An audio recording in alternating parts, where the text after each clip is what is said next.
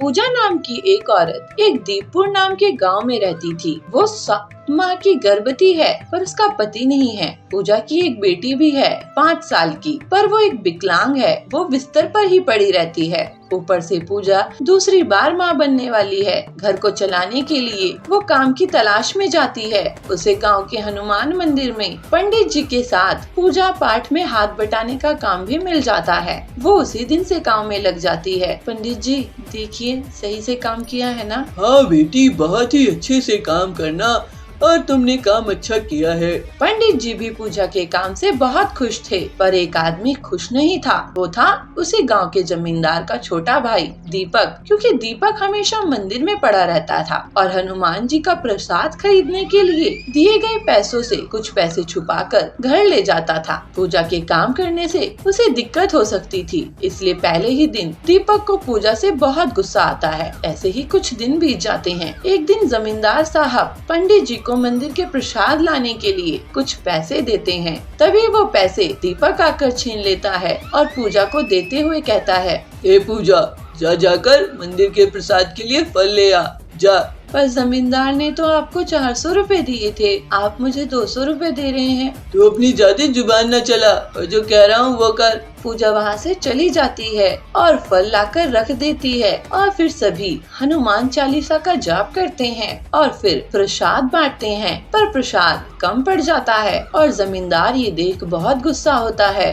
पंडित जी, ये क्या है? मैंने तो आपको 400 रुपए दिए थे, फिर फल कैसे कम पड़ गए? वो पैसे तो आपके भाई दीपक ने ले लिए थे। भैया, मैंने वो पैसे इस पूजा को दे दिए थे। मुझे लगता है इसने ही कुछ घपला किया है। ये सुनकर पूजा को बहुत धक्का लगता है और वो कुछ कहे, पर दीपक उसे रोक लेता है। चोरनी, मैं तुझे छोड़ूंगा नहीं। दीपक पूजा को एक थप्पड़ मारता है और उसको धक्का भी दे देता है, लेकिन तभी एक आदमी पूजा को गिरने से बचा लेता है और कहता है, जमींदार जी, इस भली औरत को मत मारिए ना, इसका कोई कसूर नहीं है। मैंने ही वो लालच के कारण इसको कम फल दिए थे, पर मुझे बाद में मेरी गलती का एहसास हुआ और मैं यहाँ आ गया। ये लीजिए आपके बाकी के फल। वो आदमी फल देकर वहाँ से चला गया। पूजा को समझ नहीं आ रहा था कि वो आदमी कौन था। अगले दिन गांव में हो हल्ला मच गया कि हनुमान जी की मूर्ति किसी ने चुरा ली है और दीपक ने ये इल्जाम भी पूजा पर लगा दिया।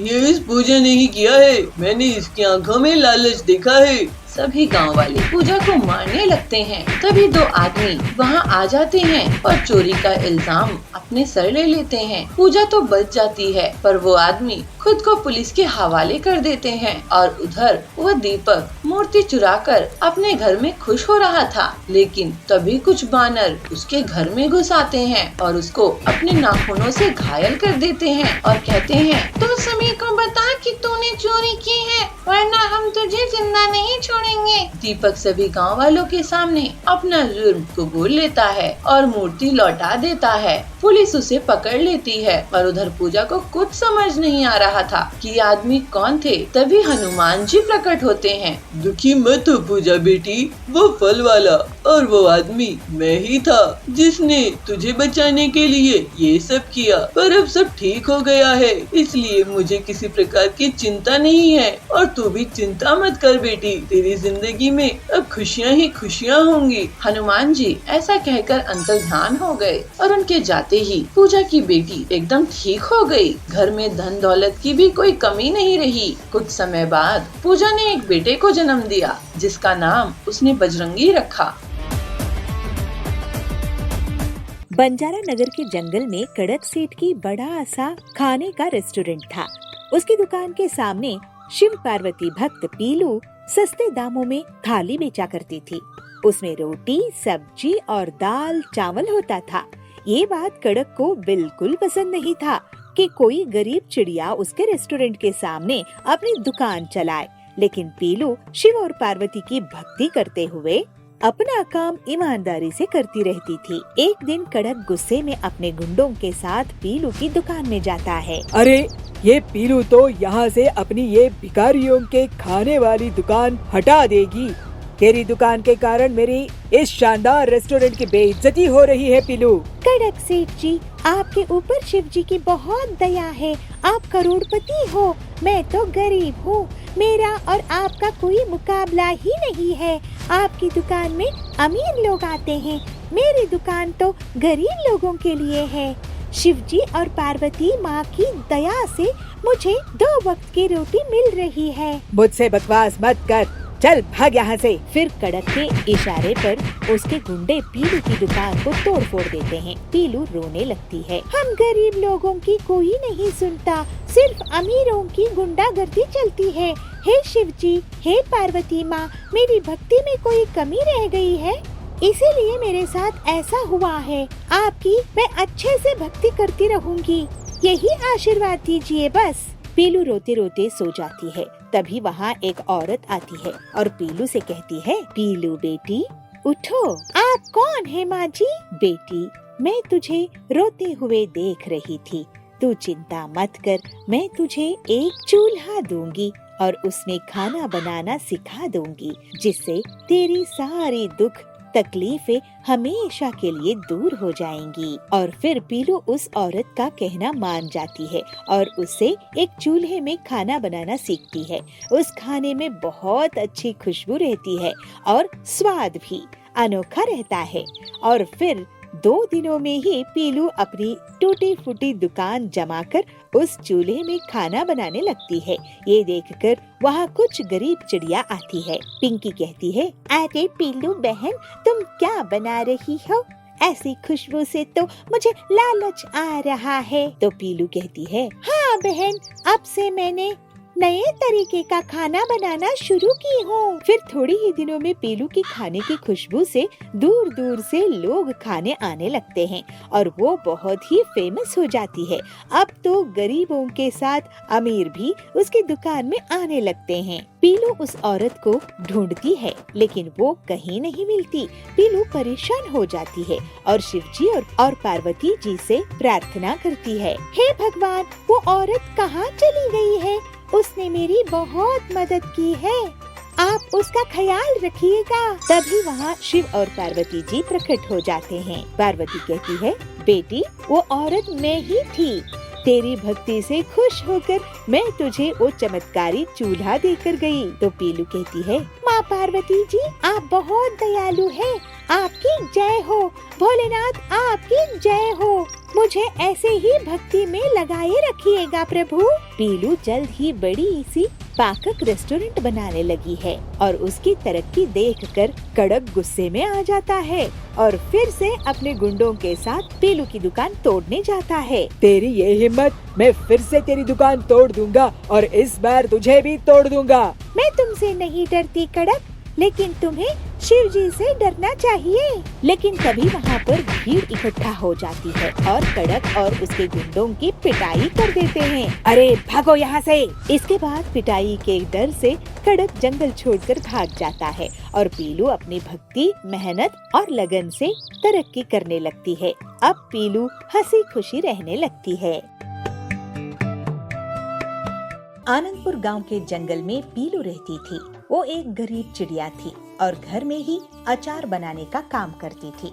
उसका पति बंटी कबूतर उसकी मदद करता था और बाकी टाइम वो ऑटो चलाता था। दोनों पति पत्नी हनुमान जी की भक्ति करते थे और उन्हें हर दिन लाल फूल और लड्डू भोग में लगाते थे। पीलू हनुमान जी की पूजा करने के बाद एक टोकरी में अचार लेकर बाजार में बेचा करती थी। एक दिन बंटी काम से लौट रहा था, तभी उसका एक्सीडेंट हो जाता है और उसके पैर के साथ साथ उसका ऑटो भी टूट जाता है। देखो पीलू, हमारे घर बहुत बड़ी मुसीबत आ गई है। मेरा ऑटो टूट गया है, मेरा पैर टूट गया है, लेकिन हनुमान जी की भक्ति करना नहीं छोड़नी है हमें। आप सही कह रहे हैं जी। जब हम सुखी थे तब तो अच्छे से भक्ति करते थे। अब थोड़ा दुख आया है तो हनुमान जी से शिकायत नहीं करेंगे, लेकिन हमारे घर का खर्चा मुश्किल से चलता है। अब किराया, दवाई और किराने के खर्चा निकालना मुश्किल हो जाएगा।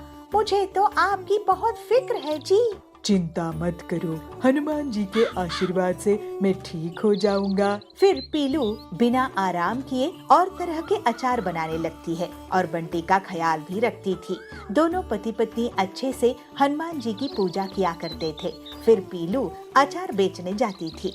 एक कालू कौवा पीलू की दुकान के सामने अपनी भी अचार की दुकान लगा लेता है, लेकिन वो महंगा और खराब क्वालिटी का अचार बेचता था।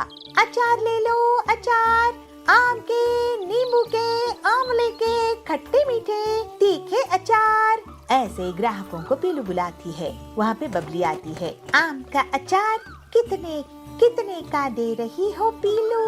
बबली सेठानी जी, सिर्फ 50 रुपए की एक बोतल है। मेरे पास तो 12 तरह की अचार है। अरे वाह, अचार से तो बहुत अच्छी खुशबू आ रही है। तो हरी तोती वहाँ आती है। पीलू, ऐसे अचार तो बड़ी बड़ी दुकानों में भी नहीं मिलती है। जी हरी मैडम, मैं इन्हें घर में बनाती हूँ, इसीलिए अच्छी क्वालिटी के तेल और मसाला इस्तेमाल करती हूँ। आप एक बार लेके देखिए, आपके घर में सबको बहुत पसंद आएगा। बहुत बढ़िया पीलू, मुझे आंवले का आधा और मिक्स अचार 1 किलो दे दो। हाँ, मुझे आम और नींबू के 1-1 किलो। इस तरह से पीलू की अचार वहाँ के औरतों को बहुत पसंद आने लगता है और उसकी अब अच्छी कमाई होने लगती है। लेकिन इस बात से कालू बहुत दुखी होता है। कोई भी उसकी दुकान में अचार नहीं खरीदता था। बबली मैडम, एक अचार मेरे यहाँ से भी ले लो। नहीं भैया, आपके अचार से बदबू आ रही है। आपकी दुकान पीलू के सामने नहीं चलेगी। आप कहीं और चले जाओ। कालू गुस्से में आ जाता है। वो सोचता है, मैं अपनी दुकान क्यों हटाऊं? इस पीलू को यहाँ से हटा दूंगा। इसको सबक सिखाना होगा। पीलू के घर में हनुमान जी की बहुत कृपा है। बंटी जी, आज बहुत अच्छी कमाई हुई है। हाँ पीलू, बस कुछ ही दिनों की बात है, मैं भी ठीक हो जाऊंगा तो हम दोनों मिलकर काम करेंगे। और हाँ, अब हनुमान जी के लिए भंडारा करवाएंगे और गरीबों को खाना खिलाएंगे। जी सही कह रहे हैं आप। चलिए हनुमान जी की आरती कर लेते हैं। पीलू और बंटी हनुमान जी की पूजा करते हैं। उन्हें लाल फूल की माला भेंट करते हैं और लड्डू भोग लगाते हैं। लेकिन वो नहीं जानती थी कि कालू कौवा पीलू की अचार बिकने से बहुत परेशान था। इस पीलू के कारण मेरी बहुत बेइज्जती हुई है। मैं इसके अचार को खराब कर दूंगा। रात के समय जब सो रहे थे, तब कालू चुपचाप पीलू के घर में घुस जाता है और देखता है कि दोनों पति पत्नी सो रहे हैं। वो केमिकल का पैकेट लेकर अचार में छिड़कने के लिए जाता है और अचार में केमिकल डाल देता है। इससे बहुत तेज सड़ने की बदबू आने लगती है। पीलू और बंटी जाग जाते हैं। कालू, तुम मेरे घर में कैसे घुस आए? तुम मेरे पूरे अचार को सड़ा दिए हो। कालू, तुम्हें मैं पुलिस में पकड़वा दूंगा। तू वैसे भी टूटा फूटा हुआ है, मैं तुझे और तोड़ दूंगा। फिर तू और तेरी पत्नी भीख मांगना मेरे अचार की दुकान के सामने। मैं तुम्हें कुछ रूखी सूखी रोटियां दे दिया करूंगा भीख में। कालू गुस्से में बंटी और पीलू को मारने के लिए आगे बढ़ता है। तभी वहाँ पर हनुमान जी प्रकट होते हैं और कालू को उठाकर हवा में गोल गोल घुमाने लगते हैं और उसकी अपने गधा से बहुत पिटाई कर देते हैं। कालू बहुत डर जाता है। पीलू और बंटी हाथ जोड़कर खड़े रहते हैं। मुझे माफ कर दो, मुझे माफ कर दो हनुमान जी। तो हनुमान जी कहते हैं, तू मेरे भक्तों से माफी मांग जिनको तू खत्म करने वाला था। मुझे माफ कर दो पीलू, बंटी। फिर हनुमान जी कालू को जंगल के बाहर फेंक देते हैं। हनुमान जी, आपकी जय हो। बेटी पीलू, तुम दोनों ने इतनी गरीबी देखी, लेकिन मेहनत करने और मेरी भक्ति करना नहीं छोड़े। हर समय मुझे ही याद करते रहे और गरीबों की सहायता करने की सोचते रहे। मैं तुझे आशीर्वाद देता हूँ कि अब से तुम्हारे सब दुख दूर हो जाएंगे। फिर हनुमान जी वहाँ से अंतर्ध्यान हो जाते हैं और कुछ ही दिनों में आसपास के गांव में भी पीलू से अचार खरीदने के लिए लोग आने लगते हैं। मुनाफा बढ़ जाता है। पैसे आने से पीलू अपनी पति को बहुत अच्छे से इलाज करवा लेती है और ठीक होने पर वो भी उसके काम में लग जाता है। फिर दोनों पति पत्नी हनुमान जी के लिए भंडारा लगवाते हैं। इस तरह से अब उनकी गरीबी दूर हो जाती है और वो हंसी खुशी रहने लगते हैं।